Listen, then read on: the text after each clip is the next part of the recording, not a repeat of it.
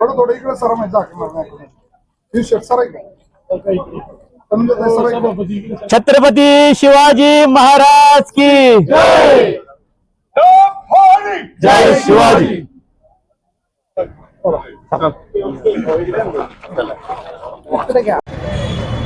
खरं तर या ठिकाणी आपण पाहू शकतो सगळा भंडार रस्त्यावर दिसतोय आणि एक प्रचंड असा जल्लोष आपल्याला पाहायला मिळतोय।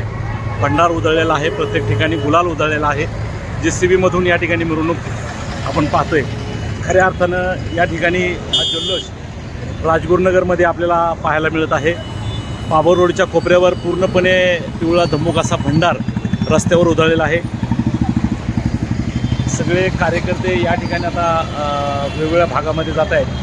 खऱ्या अर्थानं आता रेटवडीच्या बाजूला या ठिकाणी JCB जाताना दिसत आहेत। चौकामध्ये आपण पाहू शकतो JCB मध्ये सगळे मंडळी उभे राहिलेत आणि आता तो गुलाल भंडार उधळण्याचं काम चालू आहे। खऱ्या अर्थानं राजगुरुनगरमध्ये प्रचंड अशी गर्दी आज आपल्याला पाहायला मिळते। जिल्हा परिषद आणि पंचायत समितीची निवडणूक या नुकतीच पार पडली आणि खऱ्या अर्थानं आज मतमोजणी होती। मतमोजणीच्या माध्यमातून अनेक उमेदवार या ठिकाणी आपल्याला विजय होताना पाहिलेत। त्यामध्ये खऱ्या अर्थानं शिवसेना उद्धव बाळासाहेब ठाकरे पक्षाच्या वतीनं जे उमेदवार या ठिकाणी रिंगणात होते त्यामध्ये खऱ्या अर्थानं या खेड तालुक्यामध्ये जिल्हा परिषदेचे साधारणतः 5 उमेदवार या ठिकाणी उद्धव बाळासाहेब ठाकरे पक्षाचे निवडून आले, तर पंचायत समितीचे 9 उमेदवार निवडून आलेले आहेत। अशातच आता ज्या ठिकाणी आपण आहोत तो पाभर रोडचा एरिया आहे की त्यामध्ये आपण पाहतोय की इथे भंडार आणि रस्ता असा पिवळा झालेला आहे। नुकतीच मिरवणूक गेलेली आहे ती म्हणजे या रेटवडी वापगाव गटातील जिल्हा परिषदचे सदस्य झालेल्या त्या आदरणीय दीप्तीताई प्रसाद भोगाडे आणि दुसरे रेटवडी गणातील जे विजयी उमेदवार आहेत दिलीप डुबे, त्याचबरोबर तिसरे उमेदवार आहेत ते जे ब्रॅकेट आलं त्यामध्ये वापगाव गणाचे सन्मान्य माऊली शेठ ढेरंगे हे तीनही उमेदवार या ठिकाणी विजयी झालेले आहेत आणि कार्यकर्ते जल्लोष करतायत। जल्लोषमध्ये या ठिकाणी भंडाराने पिवळे झालेत, बरेचसे कार्यकर्ते या ठिकाणी आहेत। मला सांगा, खूप आनंद वाटत असेल तुम्हाला?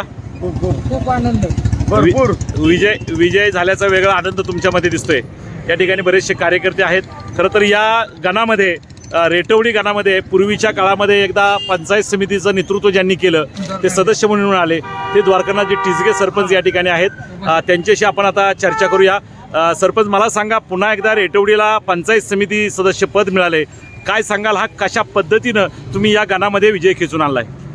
रेटवडी गाव कसं आहे, आमचं रोकडा महाराज आहे, गावचं ग्रामदैवत आहे रोकडा महाराज आणि त्यांच्या शहरात आमच्या गावाच्या सर्व उमेदवारांच्या पाठीचे असतात आणि अशा उद्देशानं एक मतदार एकत्र होऊन गावाने निर्णय घेतला। गावचा उमेदवार आहे त्याचबरोबर आमच्याबरोबर सहकारी होते, त्यांना आम्ही सर्वांना मदत केलेली आहे, त्यानंतर हा विजय मिळालेला आहे। खरं तर गावनी ठरवलं, गावाच्या म्हणजे विचाराने हे मतदार तयार झाले आणि उमेदवार उभा करून त्याला निवडून आणले।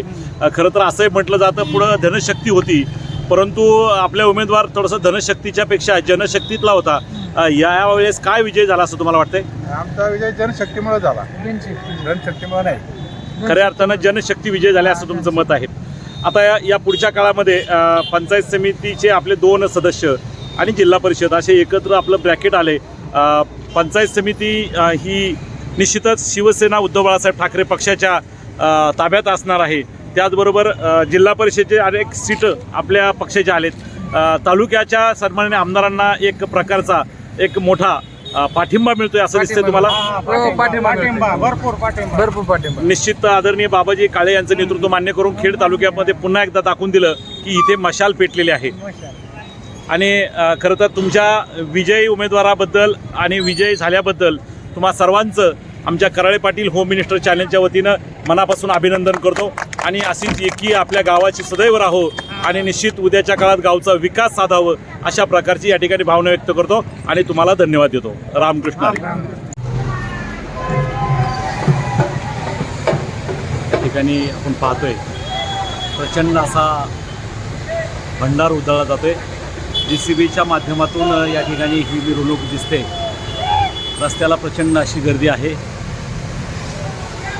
ही विजयी उमेदवार दीप्ताई प्रसाद भोगाडे यांचा भंडार या ठिकाणी आपल्याला पाहायला मिळतोय. असे वेगवेगळे परिसर आणि त्या परिसरामध्ये असणारा भंडार आणि त्याचा धुराळा आपण या ठिकाणी अनुभव